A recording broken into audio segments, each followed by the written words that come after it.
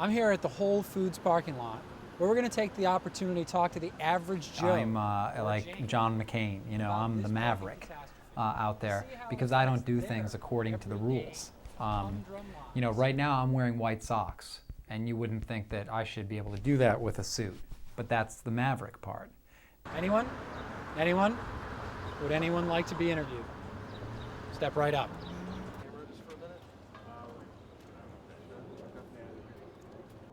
What'd they say? What'd they say? No. They said no? Yeah. It's really never known so many people to be so camera shy. Perhaps we need to turn down the flash. Still waiting for some folks to interview. I think that there's a lot of political stuff on this. It's a hot button issue. A lot of people maybe don't want to talk because of the powers that be. It's possible.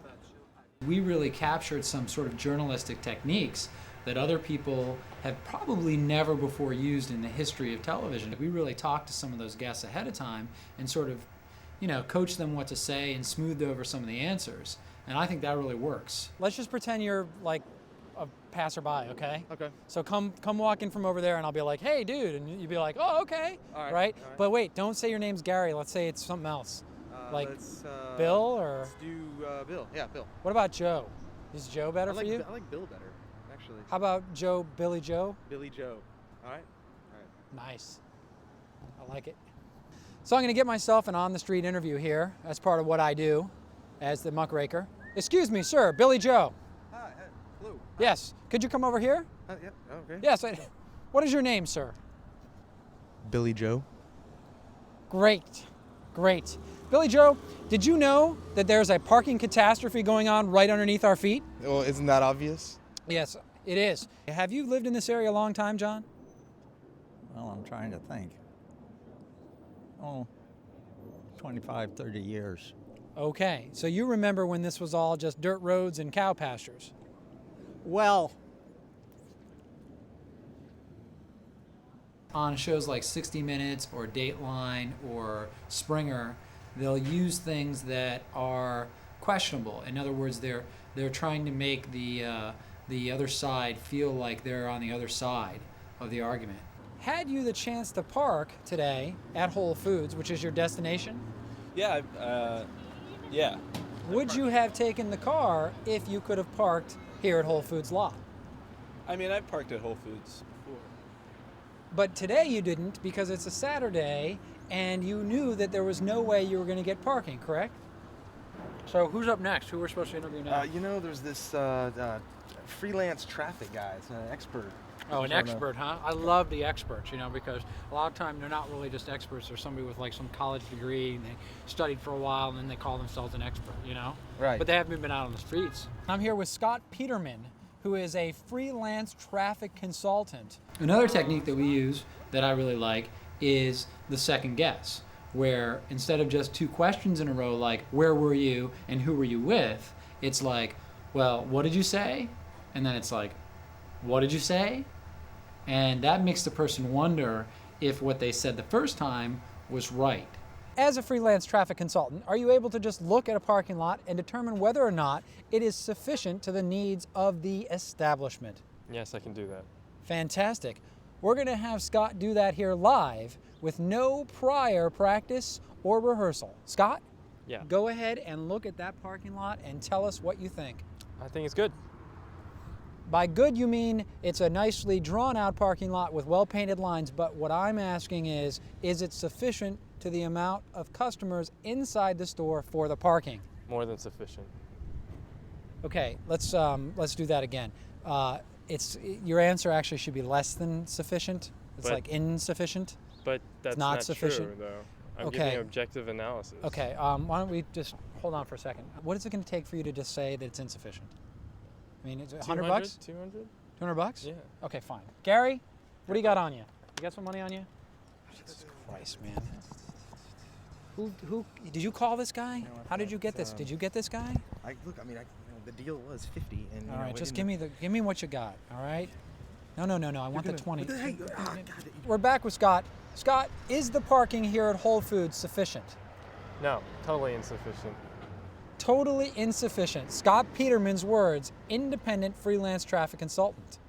What can we do, Scott, for the people of this community who are having to park at metered spaces, some of them having to take the bus or bicycle or perhaps even other forms of transportation to this lot? Well, I mean, if this lot's full, Whole Foods actually has another lot over there, so they can just drive over there and Whole Foods will validate the ticket. So, and you just asked me about this lot.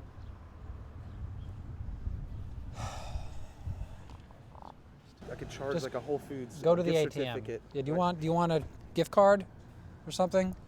All right, I'll take it. All right, get him a $50 gift card. All right, I'm Okay. gonna One of the click things on that we did at the Whole Foods story was that we got the Whole Foods story, okay? And a lot of filler, a lot of preservatives weren't really used in that.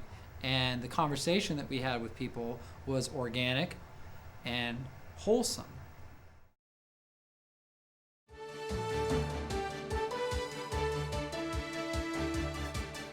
Leslie Blade is watching out for you, the streetwalker who loves to uncover scandal. Leslie Blade here, your muckraker, your streetwalker, your risk taker. In front of yet another hidden, dark, deep secret of Arlington, Roslyn, metropolitan Ballston area. Right behind me here is Whole Foods Market. Some would say a responsible, caregiving member of this community. Responsible for feeding us, our stomachs, perhaps our hearts and minds. But there's a problem, and that problem is a shameful lack of parking for the citizens of this community. As you can see behind me, this lot, as they so call it, is constantly full. And if you can see and hear the smells of the streets around me, with the cars jam-packed together and the teeming traffic, the cries of the vendors, one is reminded of the streets of Calcutta, Thailand, or Bangkok. I'm here to try to uncover why we have this lack of parking, what we can do about it, and who we can blame. Have you ever tried to park this over at the Whole Foods lot? Well, I would never let it go. I would take it inside there, push it around. Yeah. And do they let you take it in the store? Oh, yes, yes, yes. Well, I suppose if we could all take our cars into the store, would be okay. Our story here is about the parking in this area. This area, as you know, is tough to park in. Did you drive here today? No, I took the metro. Have you been impacted by the parking in such a way that you have been upset or cried or been angry? Impacted. I think devastated. Devastated. Is more the word for it. You have been devastated. Is the parking here at Whole Foods sufficient? No, totally insufficient. Totally insufficient. Scott Peterman's words, independent freelance traffic consultant. With the populace distracted by fresh foods and organic produce and so-called environmental policies, will Whole Foods ever have the chance to address this parking catastrophe? We may never know.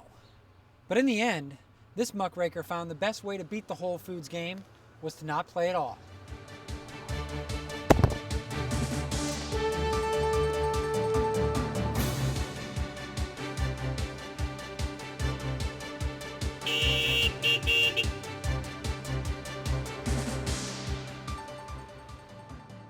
Well, what do you think? What are you, 6 o'clock, Thursday, Friday? I don't know, Leslie. Yeah, we could put it, you could put it a little shorter if you needed it to be shorter, or longer. I could shoot some more on that. I just don't know how much this is usable. Oh, plenty, probably all of it.